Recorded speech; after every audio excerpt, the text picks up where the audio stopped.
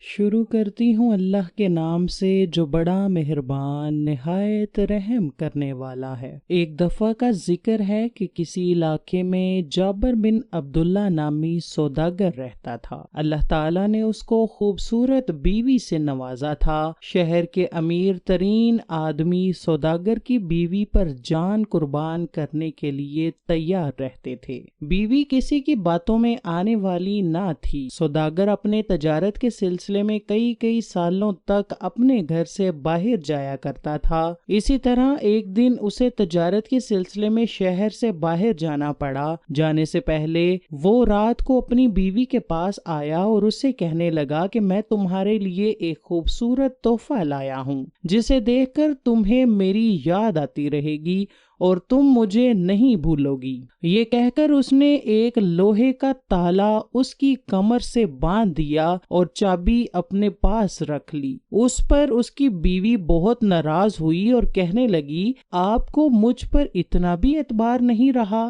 یہ سن کر سوداگر مسکرایا اور کہنے لگا، مجھے تم پر بھروسہ ہے لیکن اس دنیا پر نہیں ہے۔ یہ اکیلی عورت دیکھ کر کچھ بھی کر سکتی ہے۔ میں نے اب تمہیں اس دنیا سے محفوظ کر لیا ہے۔ یہ کہہ کر وہ اپنے سفر پر روانہ ہو گیا۔ اس کی بیوی اس تالے کی وجہ سے بہت پریشان اور تکلیف میں تھی۔ وہ کئی دن تک روتی رہی۔ ایک دن اس نے ایک آواز سنی۔ وہ ایک فقیر کی صدا تھی۔ بیوی کو اس فقیر کی آواز بہت اچھی لگی۔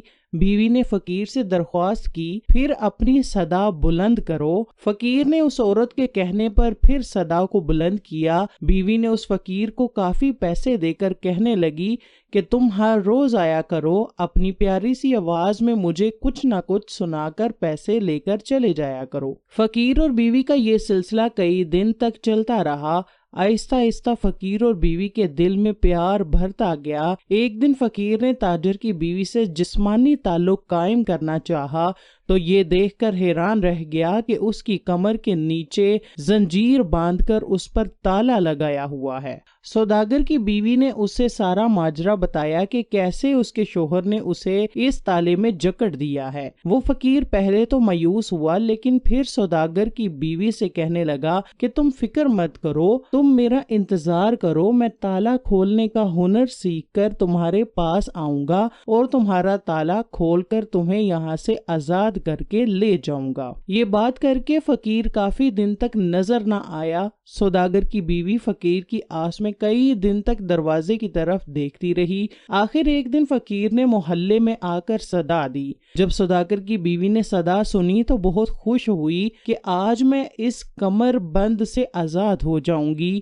فقیر گھر کے پاس آ کر بولا، فکر مت کرو، میں تالا کھولتا ہوں۔ فقیر نے تالا کھولا اور وہ دونوں ابھی ایک دوسرے کے پاس آئے ہی تھے کہ اچانک دروازے پر دستک ہوئی۔ سوداگر کی بیوی نے فقیر کو چھپا دیا اور دروازہ کھولا تو دیکھا کہ اس کے شوہر کا ایک دوست دروازے پر تھا۔ وہ سوداگر کی بیوی سے کہنے لگا کہ سوداگر کا انتقال ہو گیا ہے۔ اس نے مرتے وقت یہ کہا تھا کہ میرا یہ ساز و سامان فلاں گھر میں میری بیوی ہے، اس کے حوالے کر دینا۔